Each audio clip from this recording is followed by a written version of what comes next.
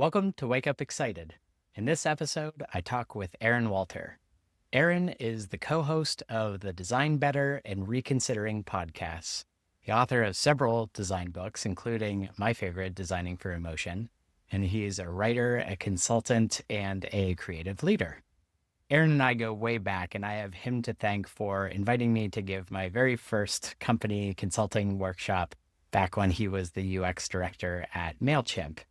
I hold Aaron in such high regard. I really feel that Aaron embodies the best attributes a designer can have. He's thoughtful, he's nuanced and empathetic, and I think that really shines through in our conversation. We discuss the never-ending process of self-improvement, the importance of curiosity, how all research is really me-search, this concept of super activities, which I have totally adopted in my lexicon. We talk about fire and how to think about money. And we discuss a whole bunch more around living an examined life and trying to be a good person. Before we dive in, I wanted to say that Wake Up Excited is a passion project and is totally self-funded. Since Aaron worked at MailChimp, and if you've ever listened to a podcast, you've almost certainly heard a commercial for MailChimp. I like to think that I'm my own MailChimp for this. So I have online courses to help designers and developers and product teams, people making digital things, level up. And we have courses about design tokens and design systems and a whole lot more in the pipeline. So if you want to support me, support the show, and learn some stuff along the way, I'd really love it if you checked out our online courses at bradfrost.com/courses. Now, without further ado, here's my conversation with Aaron Walter. What did you wake up this morning excited about? I am excited about turning the dials on my life, which I think is the core of our discussion today. But I am in a passage of my life where I'm really reflective about what a better version of Aaron Walter looks like, intellectually, emotionally, spiritually, which sounds very, woo woo, but like what puts energy in my battery, what makes me satisfied with life. Happy is not a word that I normally navigate towards because it's so ephemeral, but Yes. I get satisfaction from being useful. I get satisfaction from learning. I get satisfaction from a lot of things, and satisfaction is something that is, it's a nourishing thing that stays with me for a long period of time. So a big part of that is the work that I do with my pal and business partner, Eli Woolery, to be able to work with someone whom I respect and admire, and we have complementary skills. The work that we're doing on Design Better, that's exciting. I'm excited every day to watch my kids grow up. I think that's pretty cool to just see human beings change and evolve. So it's all part of a bigger system. And I think ultimately I'm really curious about the human experience, because the more I learn about how to make myself better, I can't help but ask questions about what is the human experience for other people who are living now, but also people who came before. And that I find really interesting. That's fascinating. That last part is interesting because it's like you're interested in tweaking your own knobs, but it sounds like there's also this understanding that everyone has these knobs to tweak. People throughout history and living presently they either know or don't know that those knobs exist, or they're whatever. And who's kind of figured it out, and how do you sort of apply that to your own life, and how do you tweak the knobs to your own satisfaction, which I love that difference, by the way, of satisfaction versus happiness. I think that's like a really important point that seems to evade people a lot, which is just like it's satisfaction is like just like a deeper sense of tranquility or fulfillment versus this fleeting emotion that is happiness. Yeah, that feels right to me. I really like to read, and that's kind of a big part of what I'm excited about. I'm trying to fill a bunch of gaps of books that I never read that I probably should have read. and also dig into some stuff that's, maybe new and interesting. But Yeah, I, what I, have you been reading? lately I'm reading, right now I'm reading Don Quixote, which was published in 1605. And so, like the human experience, 1605, it's very different. And yet it's the same, like Futility. the pain, Right. the suffering, the Yeah. aspiration, the search for what does it mean to live a good life or to follow a moral code. I just read Les Miserables, and that is all about trying to find a moral code. And it gets so confusing to one character in particular.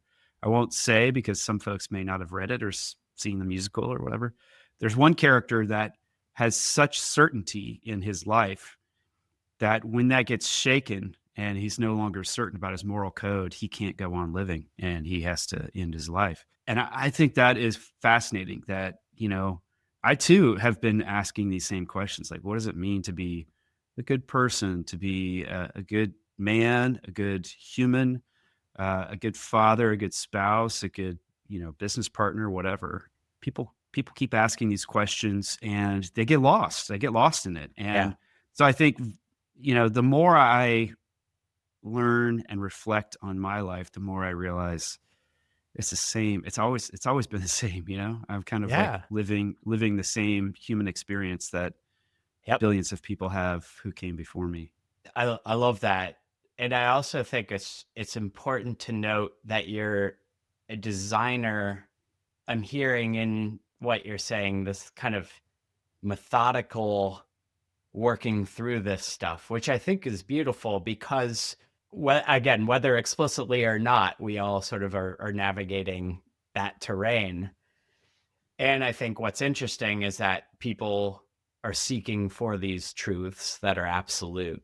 And I think Hmm. that there's kind of a humility that comes with the design attitude and mentality where Yeah. it's like there's no such thing as that, and it is more of a journey.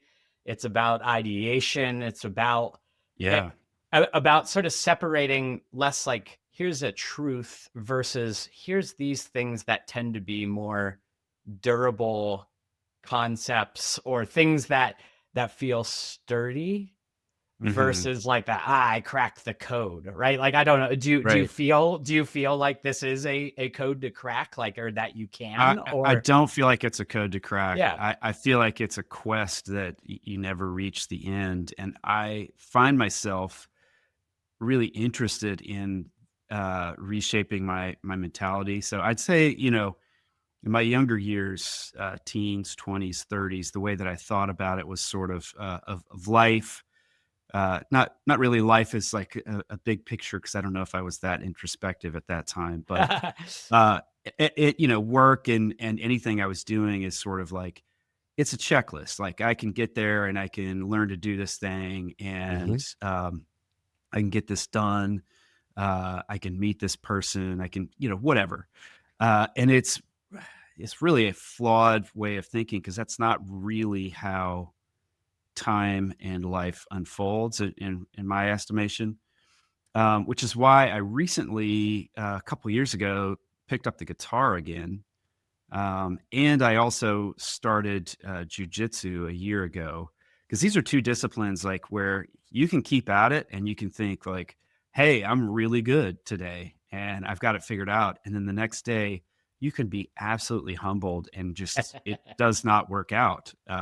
I've had that happen with jujitsu multiple times where I think, "Hey, I'm getting good here," and I beat somebody who's of a higher rank than me, and the next day, I just get clobbered by someone who's of a lower rank than me, and it's very humbling. So it's just more of like a pursuit that you never reach a destination. Yeah, and it sounds like a real acceptance of that.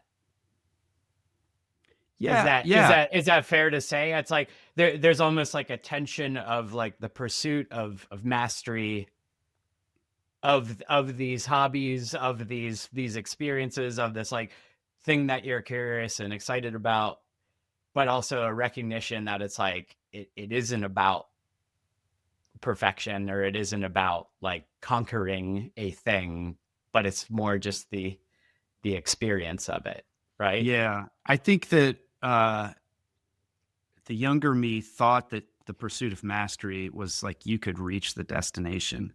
And Yeah, now the older me thinks it's a lot like Don Quixote, where he's like pursuing this noble truth of, yeah, this honorable code. And he never quite gets there, and he looks silly the more certain he becomes. yeah, yeah. That's the way I feel about music, jujitsu, and they're kind of metaphors for the human experience. Such hard agree. Like if we were to have this exact conversation, like fast forward 30 years, right? I'm sure we will have learned some stuff.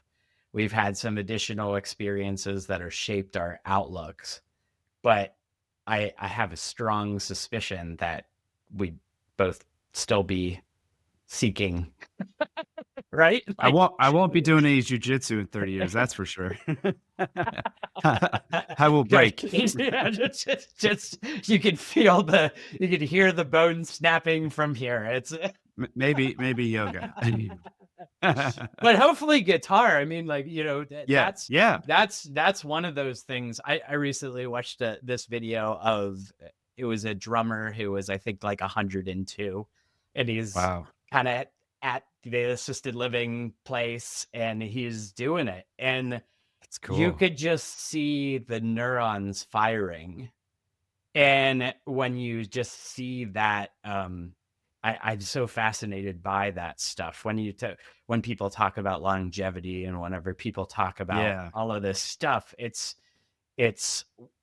you see it embodied in well, Les Paul. It was like another person, like yeah, just like these older players, these older people that have been pursuing this thing and have been going on this journey for decades. yeah, But there's this real light, there's this real connection, there's a deeper thing there than like, oh, that's cute, this person's had this hobby for so, yeah. you know what I mean? Like there's really something to that. Yeah, I saw, Herbie Hancock, perform a couple years ago and, got to meet him after the show, and, Oh my man, God. that was amazing. But so for those of you who are not Herbie Hancock listeners, he's been at this for, what, 75 years, 3/4 of a century? He's in his 80s. He was an anchor of Miles Davis's band for a long time. He's done major stuff, and I thought, okay, I'm gonna go see Herbie Hancock, sort of as like I just want to be near that creativity, Yeah. but I'm sure I'm not catching him at his peak. And I think he was 82 at the time, and he was still incredible. He was so incredible. Um, and still learning too. Like he's playing Yeah. with young people, and that's something I've always admired about certain creative people who are constantly staying close to youth, new ideas, constantly pursuing and learning. Those are the Yeah. folks that I really admire. That is one thing about Miles Davis. There's a lot about his personal life not to admire, but his constant re-envisioning of who he is and who he can be Yeah. and staying close to new ideas.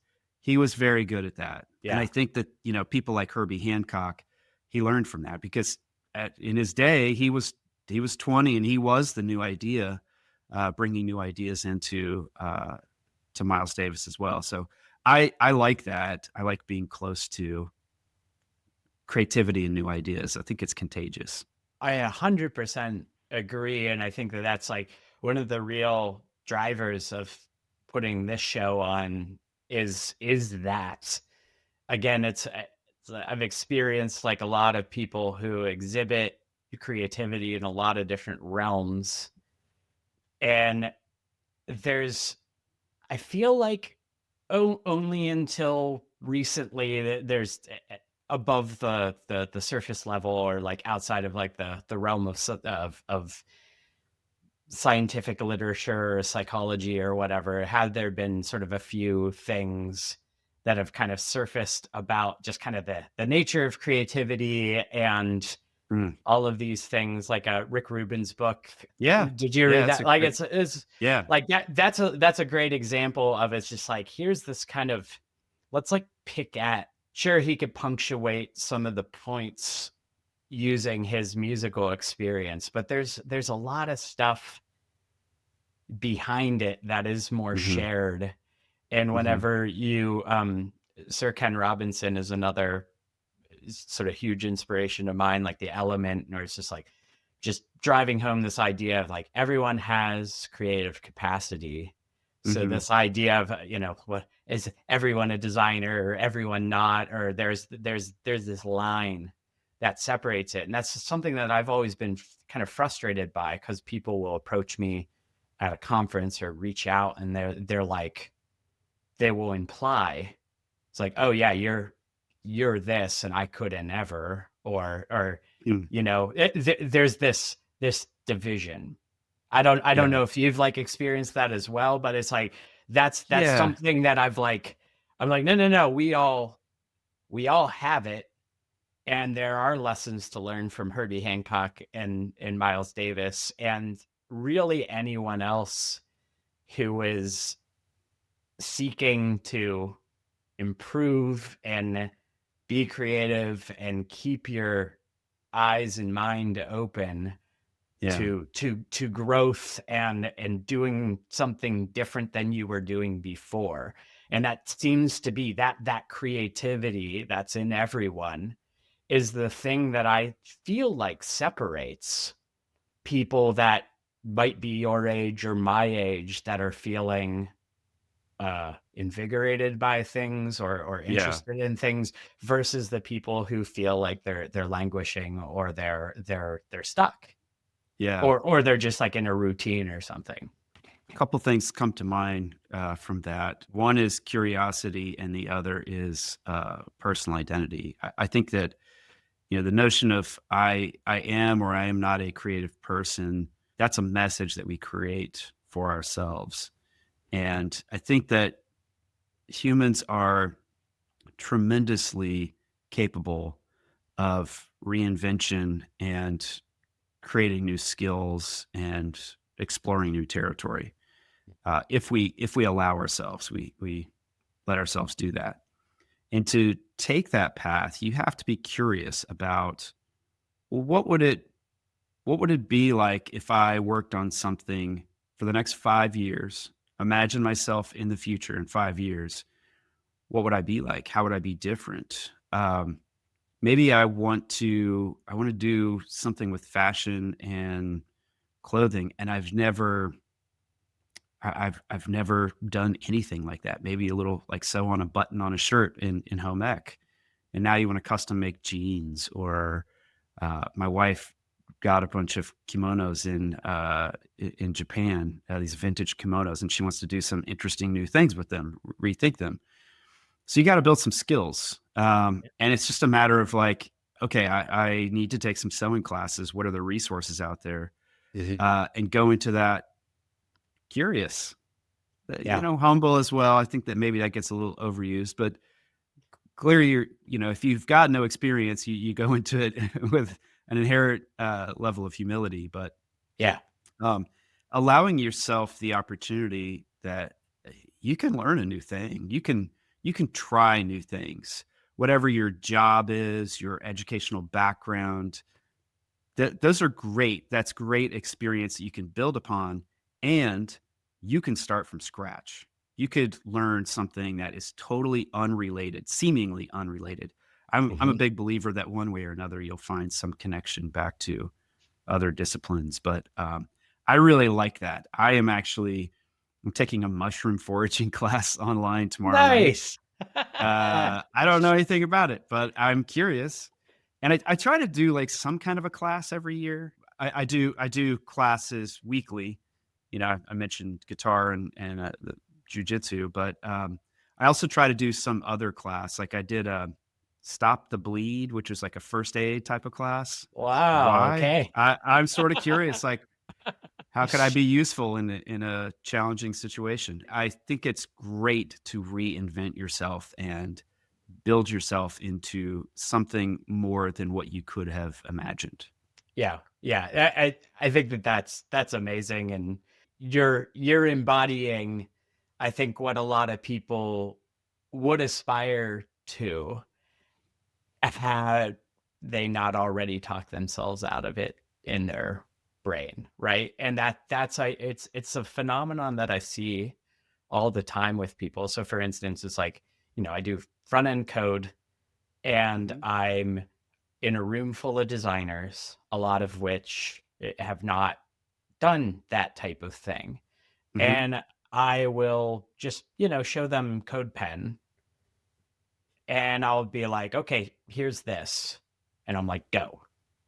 And the amount of people that kind of refuse, or they basically just hit this wall of like, but I couldn't possibly, or like, I need to spin the wheel. And I'm just like, go, go, go, go, go, go, go. Right. Like, I think that you're right in that the curiosity helps drive things, but there's this opposite end of the spectrum, or like that the sort of force against that is this whatever self-doubt or overthinking or whatever. And it's something that we all experience, obviously, but it's like the people who are able to sort of compartmentalize that or reduce that impact and allow the curiosity to translate into action. Mm, That's, I think, a really huge, that's a skill unto itself, because I do think like a lot of people, we all have inherent curiosity, but it's like you said, it's like the acting on it. That's the yeah, differentiator right there. And acting on it requires that first step, whatever that is. So like, just here's a little text box, how to write text.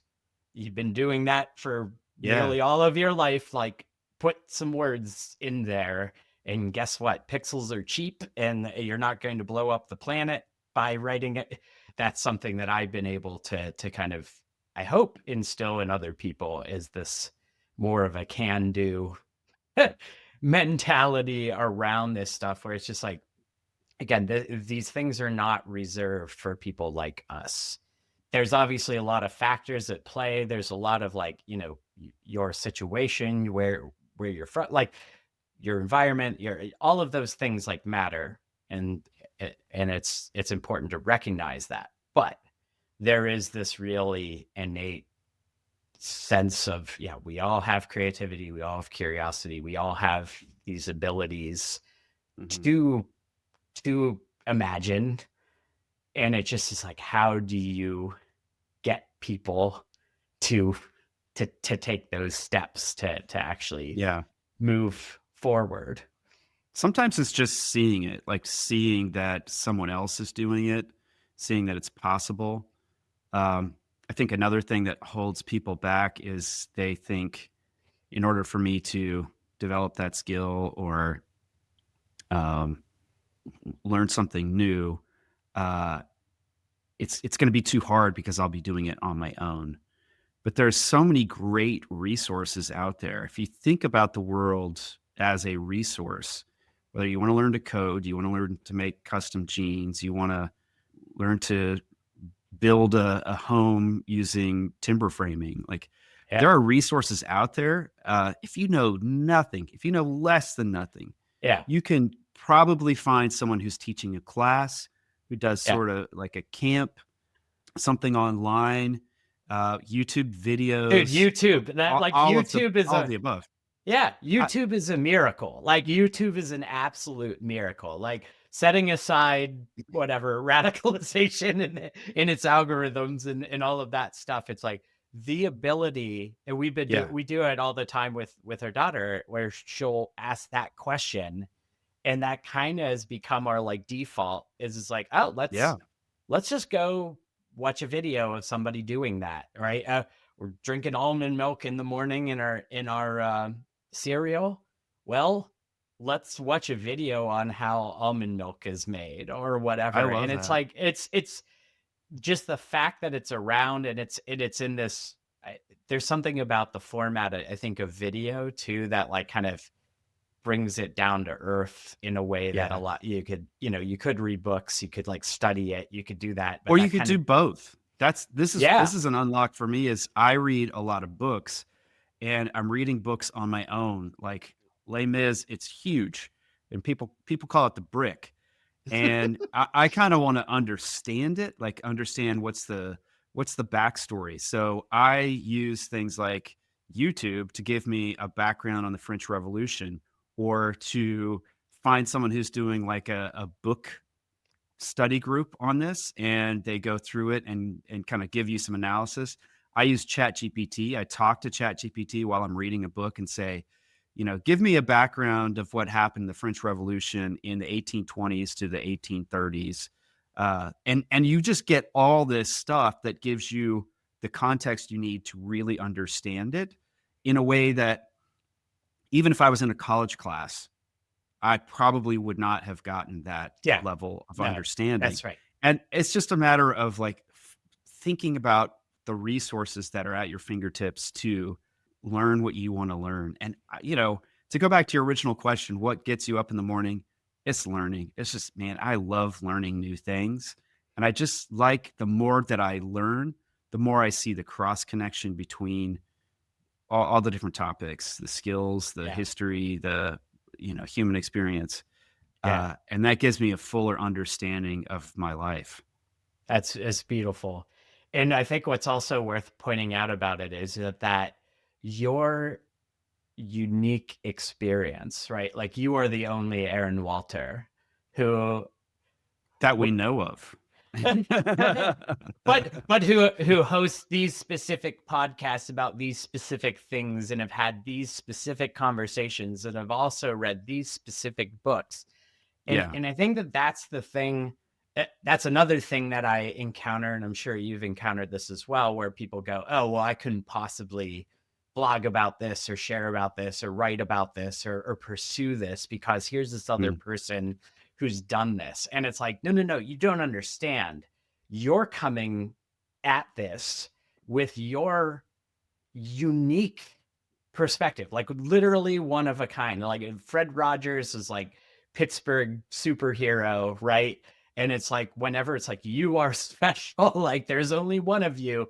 It's like, mhm, man, I have internalized that, and it's like he's right. He's absolutely right. There's only one person who walked and read and absorbed and have watched these specific videos and whatever, and that shapes your specific human experience, but that also allows you, and you do a great job at this, at sort of being able to share that experience outward to the benefit of others. And I think that yeah, that's so cool because like you could just be doing it and keeping it all to yourself, but there's something really magical in that understanding that like your unique human experience can have an impact on others that mm, and it has this exponential effect, which is the more people that are doing that, learning, sharing,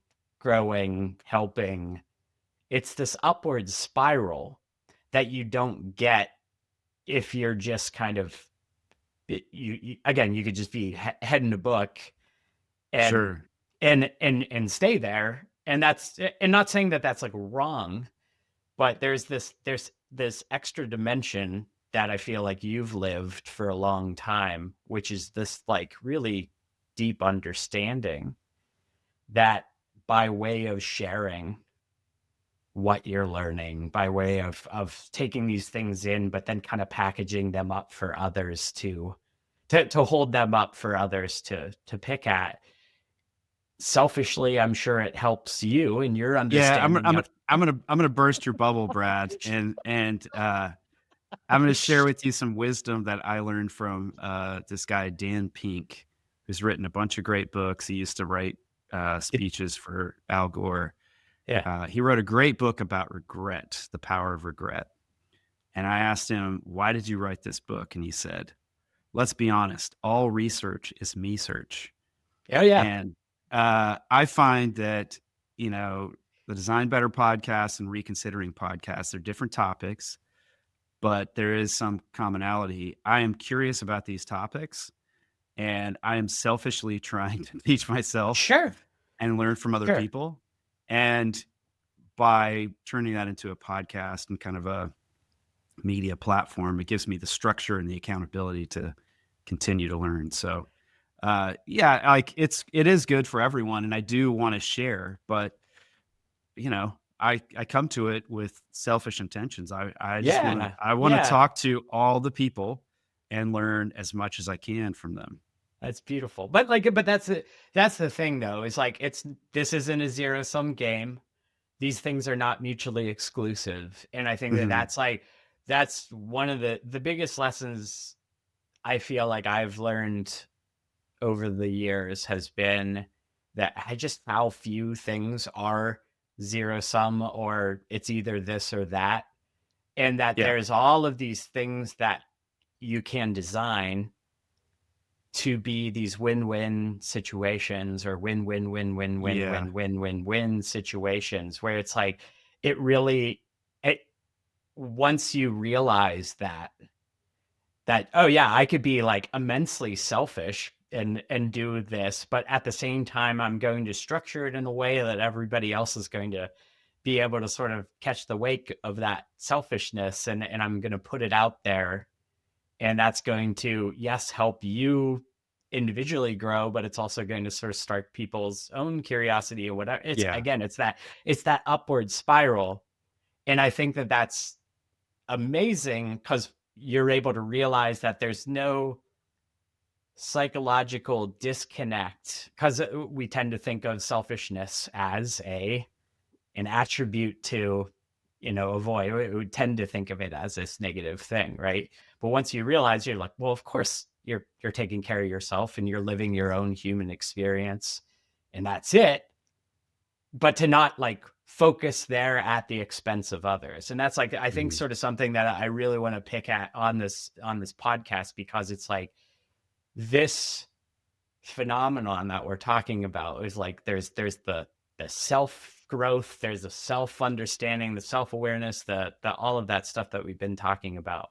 But then there's also this responsibility to the people in our lives, right? These sort of concentric circles, right? There's Mhm. you, there's your nuclear family, there's your local community, there's the design community. And so you kind of like, we have these responsibilities to the people in our lives, the communities we operate in, the environments we operate in, and the world at large. And there tends to be, and I don't know if you've experienced this, and I'd like love to get your take on it, but it's just like wrestling with that balance of, I'm taking care of myself. I am, yeah, my head's in a book, and I'm thoroughly enjoying this endeavor. Mhm. When bombs are falling, or when the state of the world is in this extremely unhealthy place. And so it's sort of like there's something there, that what we were just talking about that kind of, there's the self, there's others, and there's sure these like selfish things, but that also kind of have like a positive impact on others if you share them, right? I don't know. Like I Yeah, covered a lot of things there. Yeah, yeah. I have I have a way that I think about this. These are called super activities. So there are activities that you can do that might nourish you mentally, um, spiritually, and nourish your relationships. And there are Hmm. activities that can do more than one thing simultaneously. Hmm. Give you a couple examples. So I started jujitsu because my youngest son dropped out and we had a contract. And so I thought, okay, I'm going to go ahead and take over that contract and get my older son, who is 14, and at a point in his life where he's got a lot of energy that needs to be channeled in a positive way. All right. He's got a lot of testosterone, and so I want to make sure that he's building skills and also learning responsibility and There's some danger to that, and that's part of growing up is being able to operate within a more nuanced set of constraints, Hmm. rules. And so we fight each other on Tuesdays and Thursdays. It's Amazing. so he's beating me up and I'm beating him up, and we're learning all kinds of chokeholds and boxing and stuff like that. And it's super fun. It's super fun together because it is done safely, but we learn a skill. So we're nourishing our intellect. Yeah. We, when you have a teenager, you rarely get to hug them. I get to hug him pretty regularly in a very tight way when we're fighting. Um, and we get to spend this time together and have this kind of shared experience. That's Mm, a super activity. I check beautiful. multiple boxes. Beautiful. I feel like there's also a spiritual component to that as well. Uh, for a while, I gave my wife such a hard time because she goes to this gym that is like it's kind of like an old person's gym. That's part of like a hospital rehabilitation thing, Yeah. and it's out of the way, so she's gotta drive all the way there, take her classes, work out, and then drive home. So it kind of occupies the entire morning, and I kept saying, like, "You need to do something that's quicker, that's at home," and she said, "No, I'm getting more out of it." She's built this amazing community, who love her, who enjoy her energy that she brings to these classes. They give each other gifts on their birthday. Mhm. They support each other with food when someone's sick. So she's building this community and she's taking care of her health. I think she gets mental stimulation out of it too.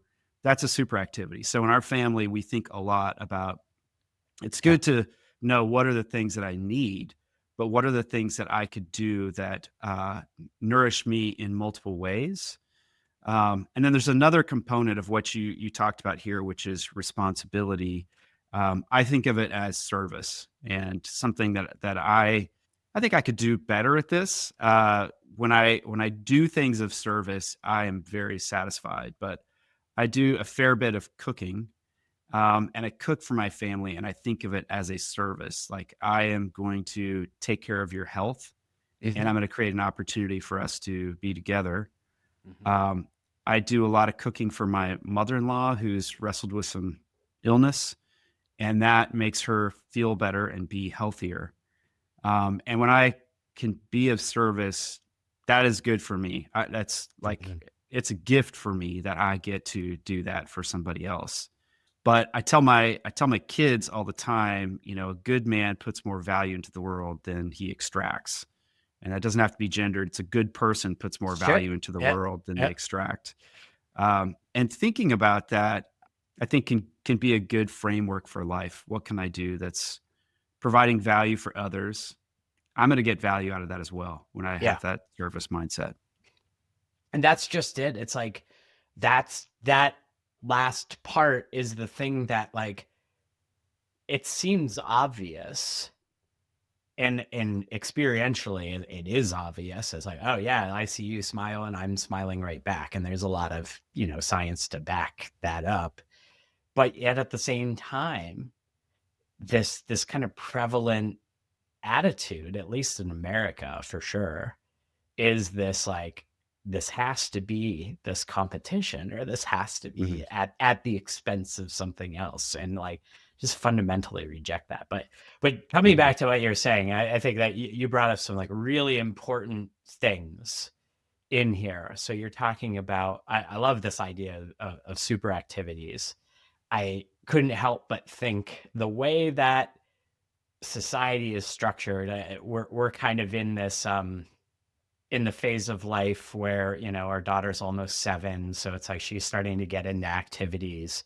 A lot of the people around us are a little further along that road, and you just see what this kind of it's kind of like relentless, but like it's the opposite of what you're talking about with these super activities. It's like it's just Yes. like a relentless one-dimensional things where it's Prison. just like minivan prison, right? Like it's like on my road, like I watch the one family, and they're committed to it, and frankly they have 4 kids, so but they're just constantly. I'm sure that they would have some version of like how this is a super activity for them. But I see a lot of the people in my life, family members and so on, really like there's a lot of misery there Hmm. because it's not these activities, even though they technically like could have the potential to be these super activity, they are they're like pursued Hmm. and almost like the macro level design of the thing just seems to be just so narrowly focused.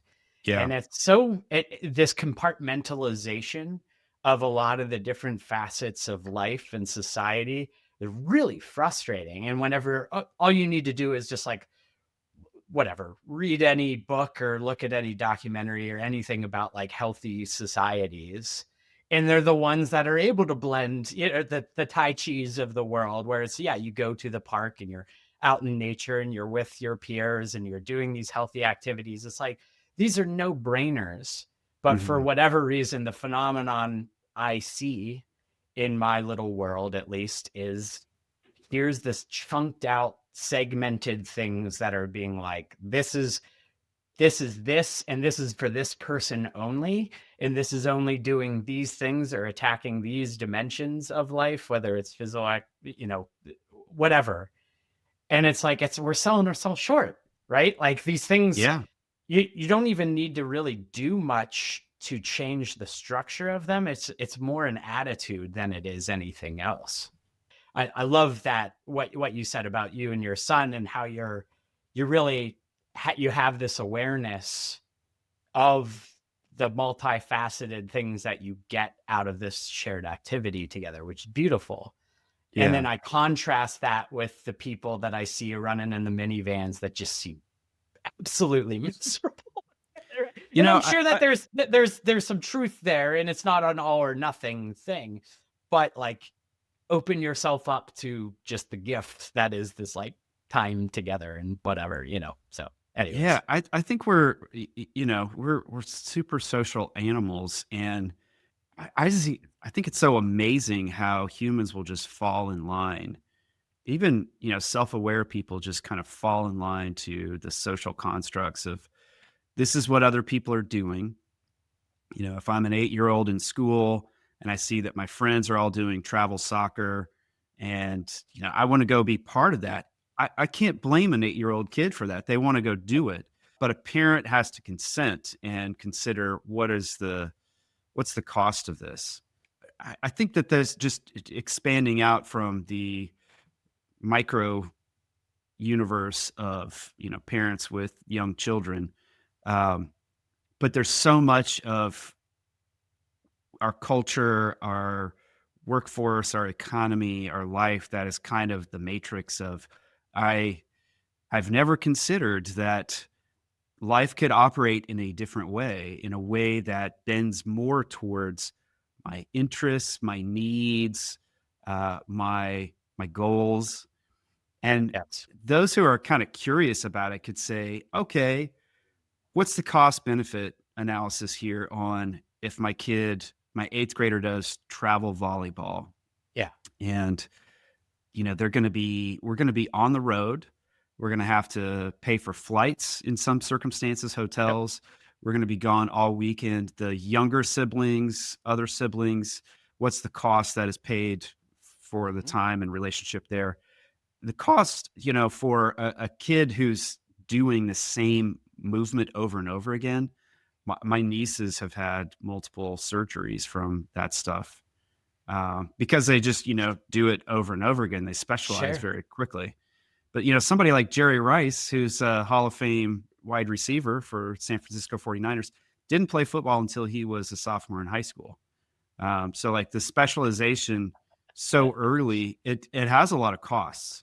I think the lesson I take from it is, could you make decisions that bends your time and your energy investment towards the payoff that you want yeah. instead of the thing that you think you're supposed to do. I'd really like to use it since you just said payoff in investment. This brings like I definitely wanted to like get here in our conversation, but I think that like one of the things with all of this, as well as yeah, just whatever kids activities in general, but also like what we do with our time and life energy is like there's money, right? And so like I think, Mm. and even back to what we were sort of talking about is like, oh yeah, curiosity or pursuing these hobbies, it just the backdrop to all of that is money. Because it We affords the opportunity, the decision making. If you are stuck on a treadmill where you've got to just continue to make a certain amount of money, none of that curiosity talk, decision making really like yeah, lands or makes sense. yeah, and that's and that seems to be it.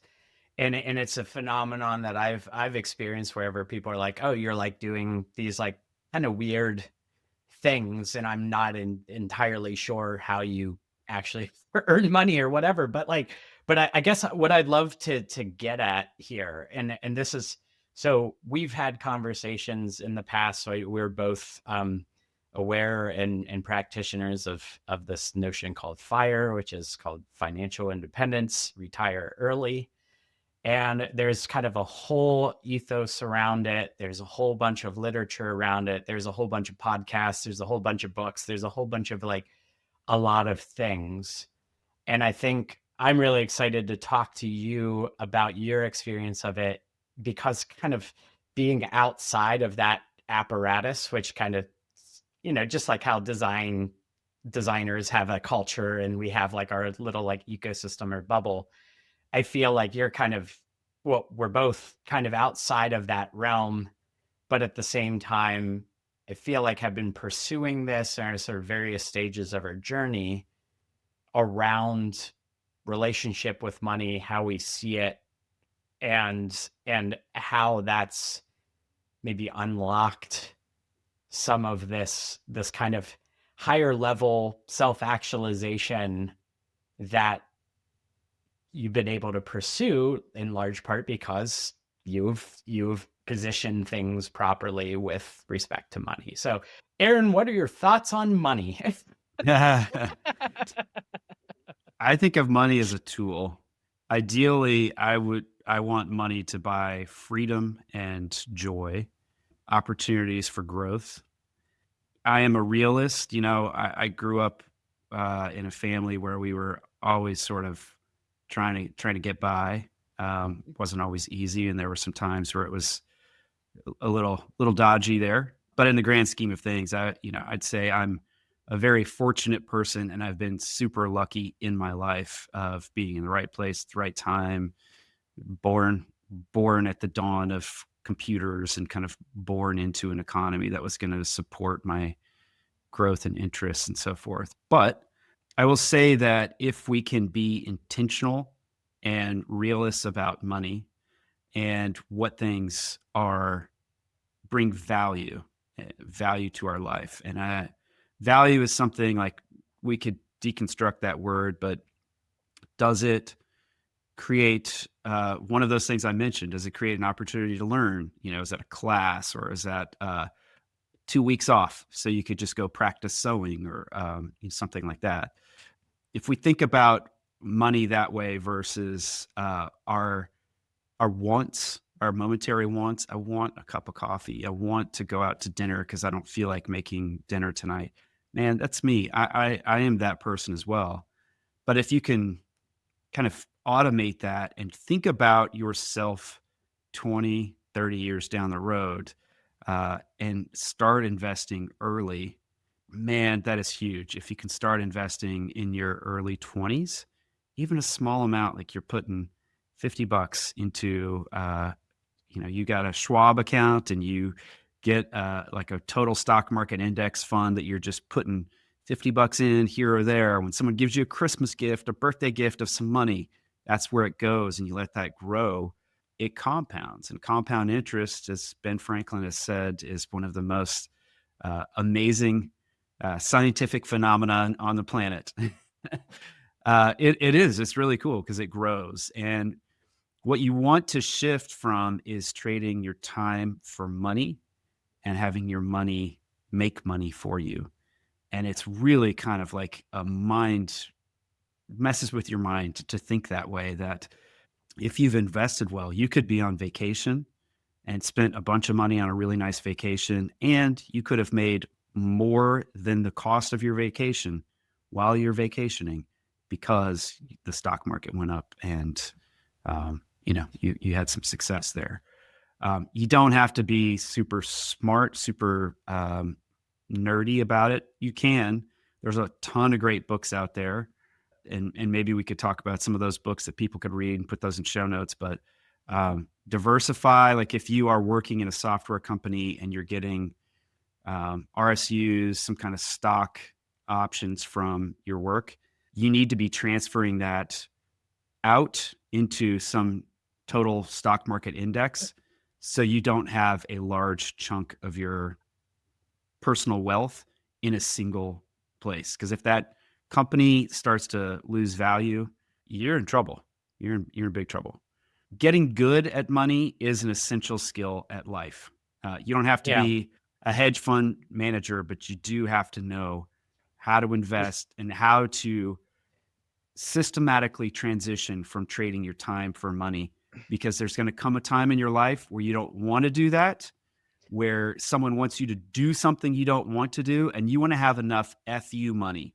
That is, I want you to do this thing that you really goes against your morals, your values, your interests, and you want to be able to say, F you, I'm not going to do it. I want to go over Yeah. here. I want to take 6 months. Even it's like takes 6 months to find a new job. That's FU money. That's not like an insane amount of Yep. money, but it is FU money that gives you the time and space to reconsider. That is what everybody should and can build if they're smart about this. No, that's great. I feel like there's so much great advice locked up into that. Coming back to, I think that I really like how you let it. Money is a tool, and that tool can be pointed at things and utilized to accomplish things. I think that for me really sort of shifted my relationship with money, was like once I started to realize that, because up until that was kind of presented to me, it was, well, I'm working. I know I want to make as much money as possible because, like you, it's like I grew up, in a certain house with, punctuated by layoffs and all sorts of stuff. So there's Yeah. the scarcity mindset that kind of comes with that. And so it's just like, well, obviously I'm gonna go and I'm going to try to make as much as I can without giving it too much like extra thought around the like, well, what's all this for? Like what, why Yeah. exactly am I doing this? I know it's a good idea. Oh, I think that's a great question. A great question right there. What's money for? What is work Yeah. for? Work is for generating money, but work is also for other things. It's for learning, it's for connection, it's for feeling It's a useful. super activity. Yeah. It is a super activity. It certainly Yeah. can be. And what is money for? It's for protection. It is for opportunity. It's for growth. It is for a few things. But another thing that people get very confused by is having outward signs of wealth, that, consumption, that Yep. consumption is wealth. Consumption is not wealth. You hear people say this phrase like, how can they afford it? Chances are they can't afford it. That's Like it's very bought true. on credit. They're paying a mortgage. They're paying a note. They're paying, some bill on a regular basis, and they are consuming. You don't want consumption to drive your life. You want to have a solid foundation. And when you do have that solid foundation and you've got enough FU money and you've got runway and you're clear on your values and you've got a healthy relationship to money and how you use it for achieving that satisfaction and that safety in your life, hey, and you want to consume and buy a thing, that's okay. But Mhm. also be aware of like what things bring you joy. So So you and me, I think we'd probably agree, like buying a good instrument, it brings me joy because it's a thing that brings me growth, and I'll have it throughout my entire life, and I'll give it to my kids. So Yeah. that's a good spend. For me, like a car, I think of it more as like taking it from point A to point B. If you buy something brand new, it loses value right away. A car to me, just I feel bad. Like I'm losing Yeah. money on that thing. And Yeah. I've tried buying something that felt really cool and it just stressed me out. I'd rather have a cheap pickup that can do stuff. And if Yeah. somebody dings it, I'm like, yeah, that's all right. I don't Yep. care. Yeah. And I think that it's important to reflect on that. And you said it earlier. It's like what are your values? And it's like that needs to come first. Hmm. Because a lot of times it's just that kind of blind or just kind of myopic or shallow mode of, well, I got to earn money. And without a value system to really sort of undergird that endeavor, you could find yourself in weird territory real quick, right? And that also translates to, yeah, you just here's the Joneses and you're buying the same things Yeah. because you see everybody else doing that. And I feel like having that solid sense of self, a solid value system, then affords the idea of in coupling that value system with money as a tool, Hmm. you then have this really nice equation of Hmm. being able to use money to pursue things that you know uh, embody and advance your Align your values. values. And Yeah. there's a simple way to do this is if you can articulate your values, maybe your values are around adventure and learning and growth, for example. Create a budget, and those are your budget buckets. So you align your money to your values in that way. So when you say, like, I've got $150 this month for learning, I've got $100 for adventure, or we're going to start saving monthly for one big adventure every year. And that's going to give us growth, learning, and family time or couple time, whatever. Hmm. That's a great way to do it where you can start to articulate it. And then you've got the stuff that's like just life's operating system of I got to pay for my cell phone bill, I've got to pay for electricity, et cetera. But Yeah. that's kind of a different type of bucket than this growth stuff. So you're I not just like, I'm going to keep buying a bunch of clothes or I'm going to keep buying a bunch of consumables that once I buy them, they lose their value right away. I And does it bring me joy or get me closer to my life's goals? Probably not. I love that. It's like you're making the value system explicit, and it's that becomes like any good sort of design endeavor. It's like here's this like kind of measurable. Totally. It's tangible. You could see it. You could work towards it. You could sort of evaluate how you're doing. Getting are we close or are we far away? It gives you kind of a lens into it. That's great. It can actually Yeah. Go. give you freedom too, there, in ways that we might not expect. I, at one point, was scrutinizing my spending on audiobooks. I just love audiobooks. And I was like, "Man, I'm spending this subscription over here." I have 2 subscriptions for audiobooks Mhm. because I was going through so many and I couldn't get them all at the library, and I thought, well, this is actually a good way to spend my money because it aligns with my values. So I'm okay Yeah. with that.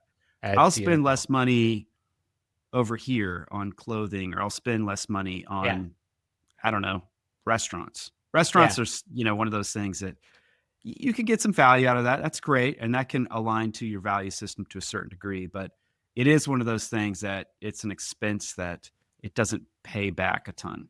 So yesterday I met with these people, never met before, but connected and played music with them, which was really fun. They have a band, and I went into this house in Pittsburgh, which is like a total Pittsburgh house, but he's a bit younger, really kinetic guy, raccoons living in the attic, water damage like throughout the practice space and stuff. But it was great, like just real stuff. But guy clearly loves music, and we jammed for a while, and then we kind of went into uh living room to listen to a record, and he had this like big record collection, and he was talking about how he went to a show the prior night at this cool space that is like kind of part venue, part record store.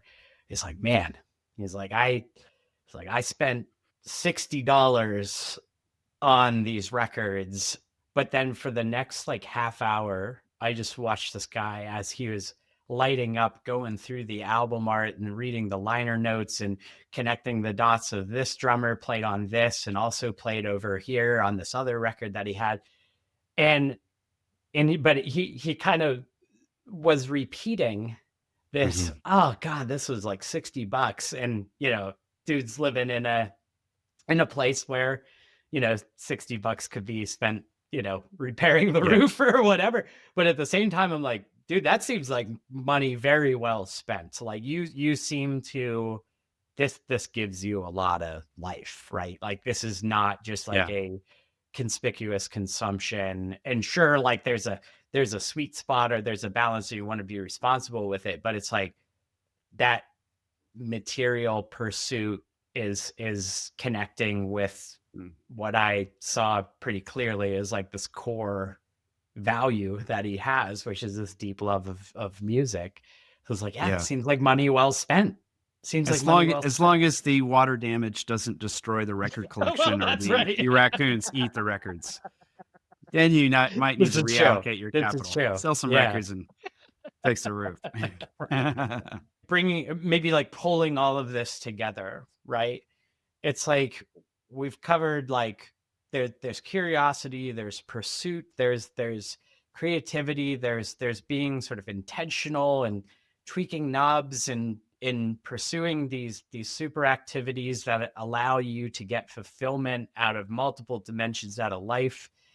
And like that all needs to be paid for, right? And having really sort of prioritizing that relationship with money, setting up some solid foundations that don't require, like you said, like you don't have to become a hedge fund manager. Like a lot of times it's just like kind of like working with a good professional, get things set up, get some clarity, get your head around like what your actual operating expenses are.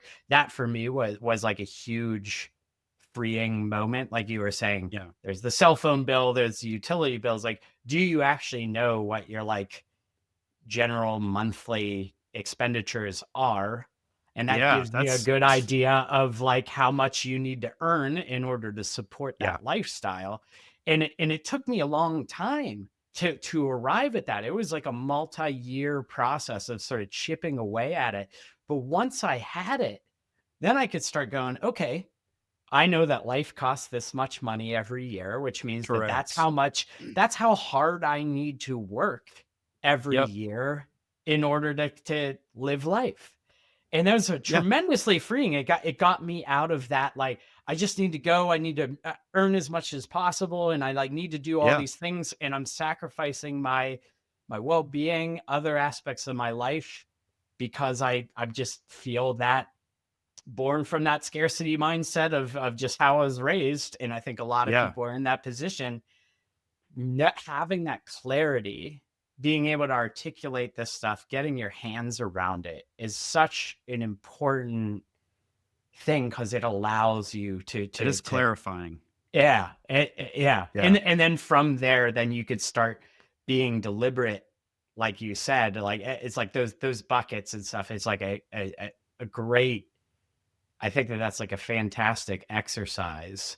And I think like the first step in the journey is a lot of times just like kind of, yeah, rounding things up and just getting your heads around things. And there's obviously kind of just that exercise in general often brings to life. It's like, oh yeah, here's these weird subscriptions or these things that keep popping up that I could probably Yes. just nuke and not miss Right. them at all Yeah. or whatever. So there's kind of like immediate value that comes from it, but there's like that exercise is the first step in this sort of broader. Yeah, I think there's a theme in each of the topics we've covered here, which is the examined life, the Mm. idea of looking at one's life carefully, every aspect of it, not taking it for granted, asking questions like, what does it cost to live the way that I live or I want to live? And are there compromises or ways I can turn the dials here? Hmm. Um, how shall I live? What are my values? What are things are most important? And then how can I integrate that into my budget, my day-to-day decisions, my long-term thinking? Um, what does it mean to live? What does it mean to be a human? And what is the human experience? And how do I think about my life on a greater continuum other than just today or this year or these years that I've been on this planet? All these are different stages of being curious, discovering new things, and understanding how all this stuff fits together because it does. Yeah. Oh, I love it. I love it. You brought up something right there as you're recapping it that I think is a really important thing. That is one of the other things that I wanted to talk to you about because I think that it was through you that I first heard the terms seasons of life. Yeah, And I don't know where that came from, but I internalized that in my own life. And as I've kind of like experienced some pretty dramatic chapters or seasons of my life, everything you just said, kind of recapping that, it's so important to say this, all of those things, all of those questions need to be reevaluated right, all right. the time, because your priorities change on the daily, but certainly like year over year, certainly as like big milestones happen, or like, you have a kid, you lose a parent, you lose a job, you whatever. It's like all of those seams, right, require that revisiting of all of these things. And that's the journey, right? Like that's the journey that we're all on. And it's kind of coming back to that, like, can we arrive at these truths or answers to these questions? The answer is no, because time marches on, the terrain shifts from underneath us, and our time, our priorities, our values, how we spend our money, et cetera, all need to change with that. Yeah, And because the world's and changing it's around us. yeah, Yeah, 100%. So it's like all of those things that we've talked about are important. And then there's this other axis that is time, which hmm, says like compartmentalize all of that and plot it along the yeah, the the time axis. yeah. Humans are not very good at time continuity. You sort of see life right now and think this is the way it's always been. Well, actually, it was different because, I was different and the circumstances were different Yeah. 10 years ago, 20 years ago, or Yep. 100 years ago. How people lived, it's very different. There's a different continuity, but seasons of life, to be able to think forward and backwards in your life, um, is really great. And there's an exercise we can do where we can look back and say, what was the theme of these decades of my life? Is there a theme of what kind of transformations I went through, what kinds of things I learned, what things I struggled with, Mm. and then how did that change from decade to decade? And then as you approach a new decade, to look forward and say, here's what I want this decade to be about. This is what I want to focus on. But there's broader, seasons are multiple decades where there's a passage of your life where you're in the building of skills, building of foundations, like maybe you're getting a house, you're finding your partner, you're maybe building a family, and you're building a career and trying to build that nest egg. This is all like foundational stuff. And then there's a season where your kids start to grow up and be a little bit more autonomous, and they're this maybe you're thinking about things differently. Maybe you're thinking about, what do I really need at this point? What does it mean? What's my relationship with work? Is that different? Do I work Yep. less? Do I work in a totally different career? It's a very typical thing. It's common for in the United States for adults to experience three distinct passages of their career. It is normal to depart one thing and go somewhere else, and you can do that. That's okay. That's perfectly fine to do. So thinking about these seasons as it relates to your money, the foundations of your life, your career, your interests and your values. Um, if we can expand our perspective beyond today, Yeah. we can live a better life. But to bring that perspective into the present and to cultivate presence like that, I think that that's everything you just said is true.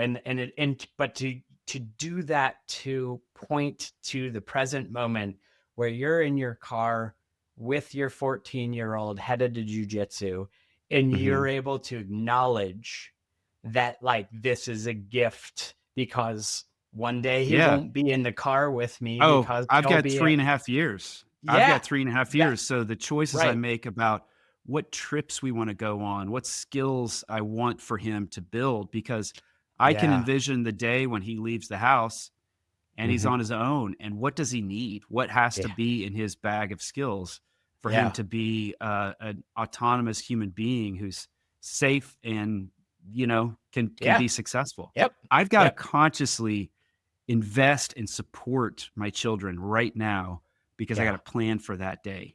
But all the while, I think it's like so yes to all of that, but then there's like also like a I don't know if you experienced that phenomenon where like, and this is, where people get anxiety from is like worry for like the future or whatever. It's like, if you do that too much, you lose the presence, right? And Right. and to be able to do that, that's just good planning. That's good, like whatever you're sort of building this stuff, but like to really recognize that these moments we have are finite, our lives are finite. These That's right. seasons of life, the time with the people in our life is all finite.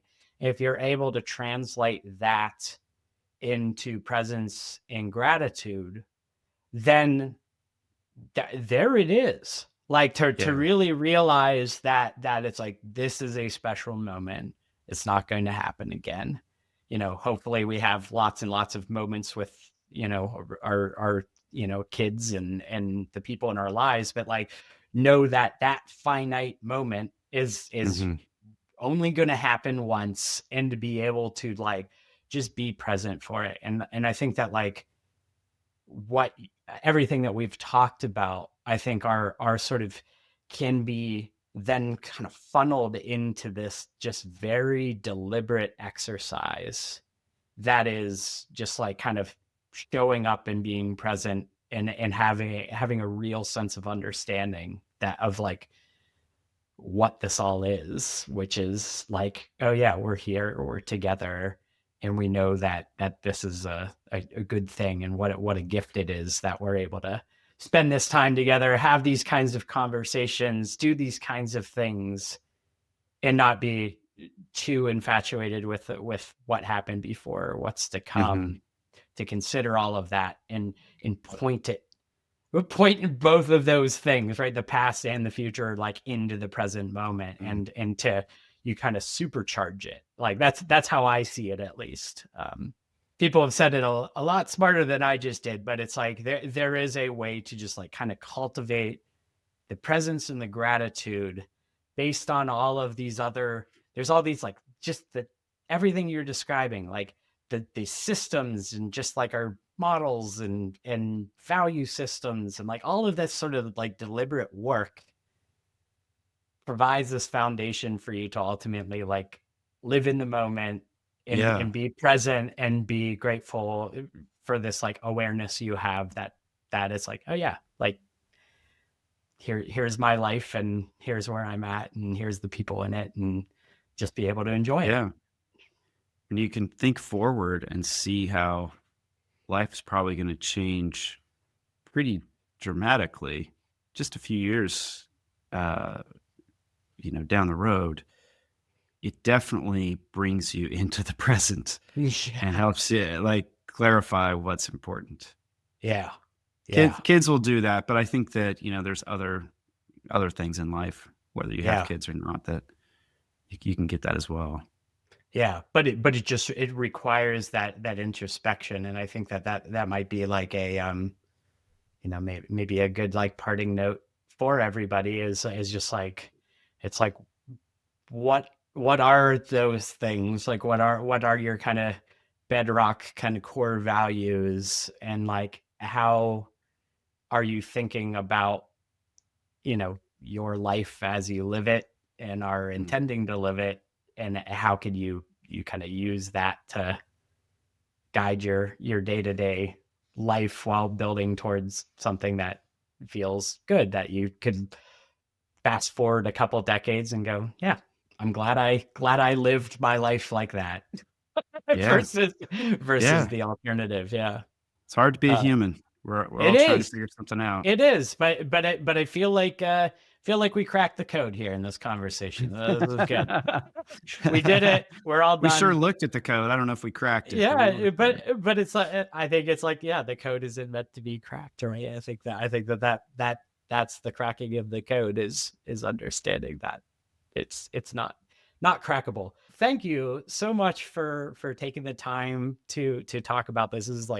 This is like a dream come true for me. So thank you very much for having this. This is like, these are exactly the kinds of conversations I think need to be happening and often aren't. So I really appreciate you doing that. Couple things before we go.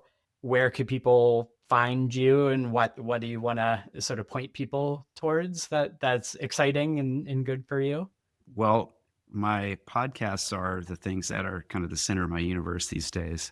So designbetterpodcast.com and reconsidering.org. Reconsidering explores how to build a life while making a living and kind of what the good life looks like.